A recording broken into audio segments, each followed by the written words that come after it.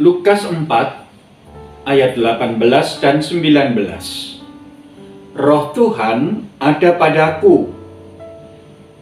Oleh sebab itu, Ia telah mengurapi aku untuk menyampaikan kabar baik kepada orang-orang miskin, dan Ia telah mengutus aku untuk memberitakan pembebasan kepada orang-orang tawanan dan penglihatan bagi orang-orang buta, untuk membebaskan orang-orang yang tertindas, untuk memberitakan tahun rahmat Tuhan telah datang.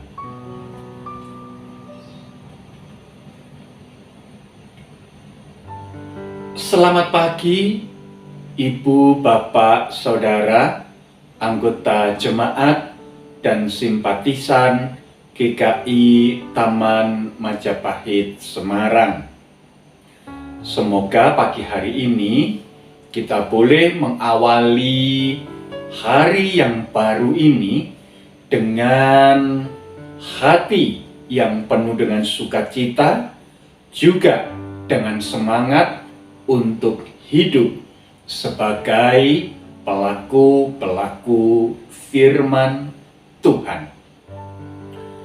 Ibu, Bapak, Saudara yang terkasih dalam Tuhan Yesus Kristus.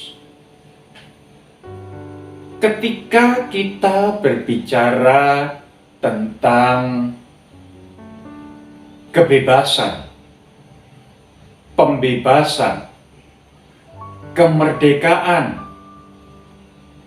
maka kita juga harus berbicara tentang belenggu, tentang tahanan. Ya, tanpa adanya penahanan, tanpa adanya belenggu, tidak ada istilah pembebasan atau kemerdekaan. Seseorang, sekelompok orang, sebuah bangsa mengalami pembebasan, kemerdekaan ketika sebelumnya ia atau mereka mengalami tahanan, mengalami ketidakmerdekaan atau pembelengguan.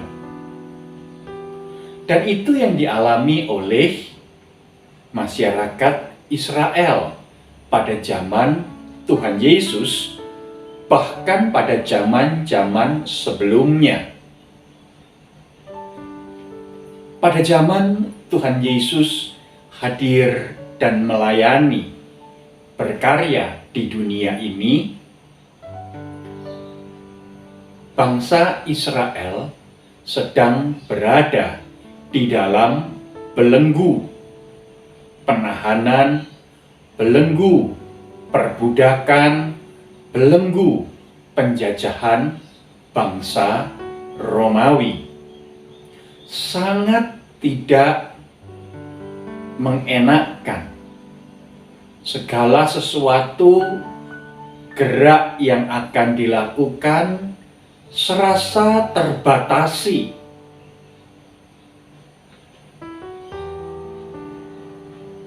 Ketika bangsa Israel hendak beribadah, mereka diawasi. Ketika mereka berkerumun, mereka diawasi. Ketika hendak melakukan kegiatan-kegiatan sosial, mereka diawasi. Tidak bebas rasanya. Dan itulah yang dilawan oleh Tuhan Yesus Kristus. Tuhan Yesus melawan berbagai-bagai bentuk pembelengguan dan penahanan. Di satu sisi, Tuhan Yesus mengingatkan bahwa penjajahan sebuah bangsa oleh bangsa yang lain bukanlah suatu tindakan yang terpuji. Tetapi di sisi yang lain lagi, ibu bapak saudara yang terkasih, ternyata Tuhan Yesus juga melihat bahwa bangsa Israel terbelenggu oleh aturan-aturan keagamaan yang ditanamkan, yang ditekankan oleh para pemimpin umat pada waktu itu. Ketika bangsa Israel harus mempersembahkan korban sembelihan, korban bakaran di bait Allah, katakanlah, mereka mengalami tekanan-tekanan yang memeras dan merugikan mereka semua. Dan itu sungguh sangat memilukan. Ketika bangsa Israel harus melakukan tindakan-tindakan agamawi lainnya ataupun acara-acara sosial, mereka juga terbatasi oleh aturan-aturan keagamaan, dan itu sangat tidak nyaman. Ibu bapak saudara yang terkasih dalam Tuhan Yesus Kristus, baik secara politik maupun secara keagamaan, rupa-rupanya Tuhan Yesus melihat bahwa bangsanya, umat Yahudi, sedang mengalami penindasan. Dan oleh karena itulah ia hadir di dunia ini, ia memberitakan, ia mengungkapkan, ia memproklamasikan tahun rahmat Allah sudah datang, bahwa segala bentuk penindasan, segala bentuk pembelengguan itu harus dilawan, harus dibatasi, dan biarlah bangsa Israel mengalami pemerdekaan, pembebasan yang Allah kerjakan dalam hidup mereka. Ibu bapak, saudara yang terkasih dalam Tuhan Yesus Kristus, bagaimana dengan kita pada hari ini? Oh, saya mau katakan, belenggu itu masih ada. Belenggu itu bisa berwujud macam-macam. Belenggu itu bisa berwujud ketergantungan seorang remaja terhadap permainan-permainan games online misalkan. Belenggu itu bisa berwujud laki-laki di dalam sebuah keluarga yang menguasai kehidupan keluarga itu dan merendahkan martabat dan harkat perempuan. Belenggu itu juga bisa berwujud aturan-aturan keagamaan yang membuat manusia tidak mampu untuk menunjukkan kasih dan kepedulian kepada sesama manusia. Sebenarnya Tuhan Yesus mau datang ke dalam dunia juga untuk melepaskan belenggu-belenggu seperti itu.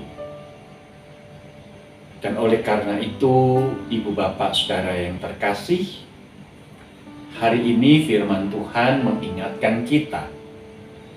Adakah kita mau menjadi perpanjangan lidah Tuhan, perpanjangan tangan Tuhan, telinga bagi Tuhan untuk mendengar?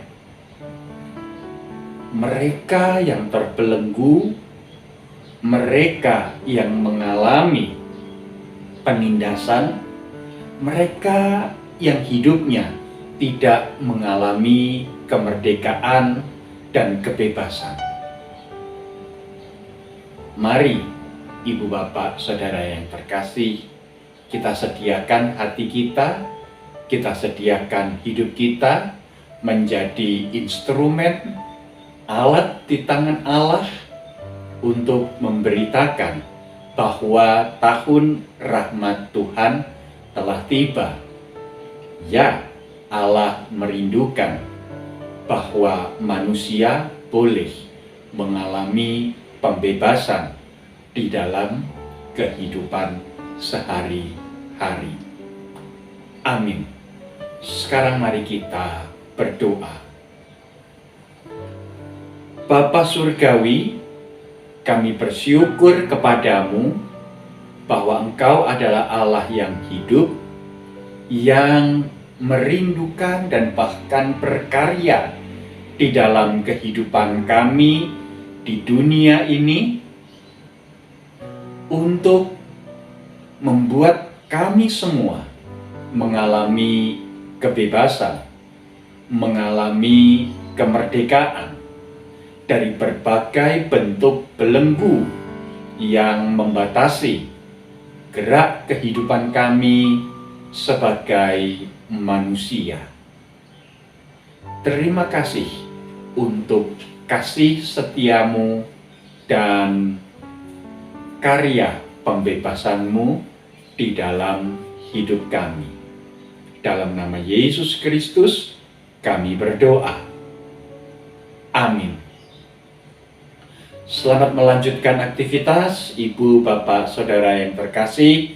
Tetap semangat, ingatlah, Tuhan mau memakai hidup kita menjadi instrumen, menjadi alat yang membebaskan pribadi-pribadi yang ada di sekitar kita. Amin.